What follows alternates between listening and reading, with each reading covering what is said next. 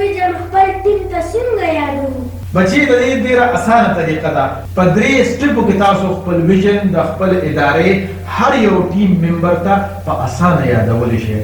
لومبی خو دا خبره چې تاسو به خپل ویژن په واضح ټکو کې ولیکئ او هغه به هر هغه ځای کې اویزان کې کوم ځای کې چې ستاسو ټیم ممبر زیات نه زیات هغه لیدی شي. لکه مثلا سهار په ګیټ کې رادننه کېږي نو چې د هغوی نظر په ستاسو په ویژن باندې پروزي. دغه شانې کله چې روټۍ خوري ډایننګ هال کې نو چې د هغې ویژن هم مخامخ لګېدلی وي. دغه شانتې کله چې هغې ستاسو په اداره کې څه داسې ډسکشنز کوي نو په هغه ځای کې هم چې ویژن مخامخ لګېدلی وي. او کله چې د چوټۍ نه وروستو هغې وځي نو هغه ایگزیکټ ایریا کې به هم ستاسو ویژن لګېدلی وي.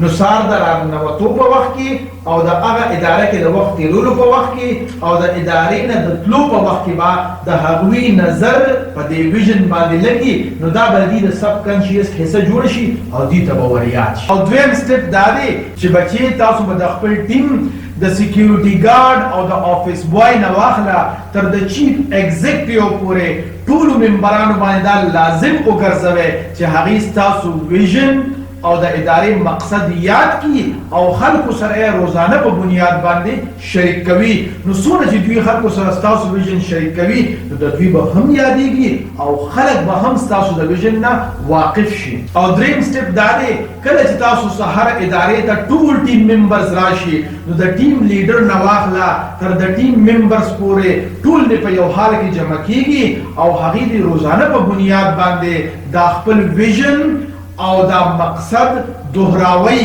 یو بل سره د ډسکس کوي او د چا په ذهن کې څه قسمه سوال هم راځي نو هغه دې په یو پرچې باندې ولیکي او هغه دې د ټیم لیډر نه تپوس وکړي چې یاره جي زما د دې ویژن کې دا یو سوال دی دا ماته کلیر کې.